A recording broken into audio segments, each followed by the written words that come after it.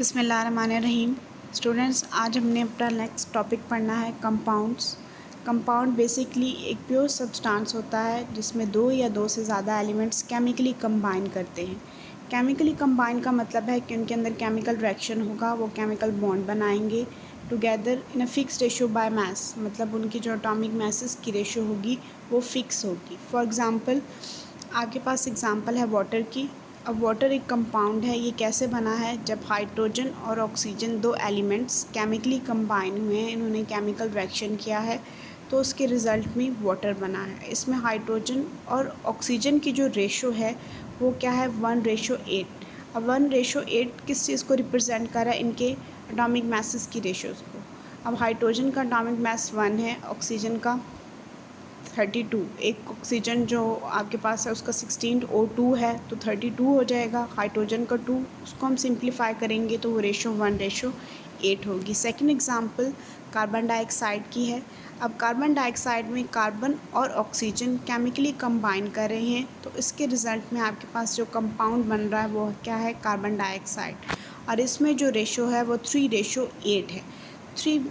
अब जो कार्बन है उसका मास 12 और ऑक्सीजन 2 O2 है तो 32 हो जाएगा। 12 और 32 को जब हम सिंप्लीफाई करेंगे तो वो रेशो आ जाएगी आपके पास 3:8। नेक्स्ट इसके पास हम प्रॉपर्टीज़ हैं हमारे पास। प्रॉपर्टीज़ में जो फर्स्ट प्रॉपर्टी है कि एलिमेंट्स जब भी कंबाइन करते हैं और न्यू कंपाउंड बनते हैं उसके रिज़ल्ट में, तो वो अपनी जो प्रॉपर्टीज़ हैं उनको लूज़ कर देते हैं। जैसे आपने देखा है वाटर लिक्विड फॉर्म में है और हाइड्रोजन और ऑक्सीजन जो कंबाइन कर रहे हैं वो क्या होते हैं? गैस फॉर्म में होते हैं। तो उन दोनों की प्रॉपर्टीज़, जब वो लिक्विड बनेगा तो प्रॉपर्टी और होगी, जब वो गैसेस थी तो प्रॉपर्टीज़ कुछ और थी। उसके बाद जो कंपाउंड्स होते हैं इनको हम किसी फ़िज़िकल मेथड से सेपरेट नहीं कर सकते। फ़िज़िकल मेथड का मतलब है तो ऐसे फ़िल्टर करके किसी फ़िज़िकल मीन से आप इनको सेपरेट नहीं कर सकते। उसके बाद इनके अंदर जो एलिमेंट्स होते हैं वो क्या होते हैं? फ़िक्स रेशो बाय मास से कंबाइन होते हैं और उसको हम किसी सिंपल केमिकल फार्मूले से रिप्रेजेंट करेंगे। उसके बाद इनकी क्लासिफिकेशन है। इसको हम दो टाइप्स में क्लासीफाई करेंगे, एक आयनिक कंपाउंड और दूसरा कोवलेंट कंपाउंड्स। अब आयनिक कंपाउंड्स क्या होते हैं? ऐसे कंपाउंड जिनके अंदर आयनिक बॉन्ड होता है और दो अपोजिट चार्जेस होते हैं। अब ये अपोजिट चार्जेस कैसे आते हैं? जैसे आपने वैलेंसी वाले टॉपिक में पढ़ा था कि कुछ जो एलिमेंट्स होते हैं वो अपने आप को स्टेबल करने के लिए या इलेक्ट्रॉन लूज़ करते हैं, इलेक्ट्रॉन गेन करते हैं या शेयर करते हैं। तो आयनिक कंपाउंड्स में बेसिकली जो एलिमेंट्स होते हैं उसमें कंप्लीट ट्रांसफ़र ऑफ इलेक्ट्रॉन होता है। अब इस डायग्राम में आप देखें कि सोडियम पे पॉजिटिव चार्ज है, इसका मतलब कि इसने अपने आप को स्टेबल करने के लिए अपना एक वैलेंस इलेक्ट्रॉन लूज़ किया है, इसलिए इस पर पॉजिटिव चार्ज है। क्लोरीन ने वो इलेक्ट्रॉन गेन किया है। अब एक पॉजिटिव आयन बन गया और एक नेगेटिव आयन। अब इन दोनों आयन के अट्रैक्शन में जो बॉन्ड बना है वो आयनिक बॉन्ड होगा और ये पूरा कंपाउंड NaCl आपके पास आयनिक कंपाउंड। तो ये जो आयनिक कंपाउंड्स होते हैं, अब आप देख रहे हैं इसमें एक पॉजिटिव चार्ज और एक नेगेटिव चार्ज, तो पॉजिटिव और नेगेटिव एक दूसरे को अट्रैक्ट करेंगे। तो ये कंपाउंड जो होगा ये आपके पास कभी भी मॉलिक्यूलर फॉर्म में एग्जिस्ट नहीं करेगा, ये हमेशा किसकी फॉर्म में होगा? आयन की फॉर्म में। थर्ड इसका पॉइंट है कि ये 3 डायमेंशनल क्रिस्टल लैटिस की फॉर्म में होते हैं। अब क्योंकि ये आयन है, एक पॉजिटिव और एक नेगेटिव, जैसे आपके पास ये शेप आपको नज़र आ रही है क्यूबिक फॉर्म में, तो इसमें जो ये ब्लू कलर का है ये क्लोराइड आयन है नेगेटिव, और रेड कलर का सोडियम।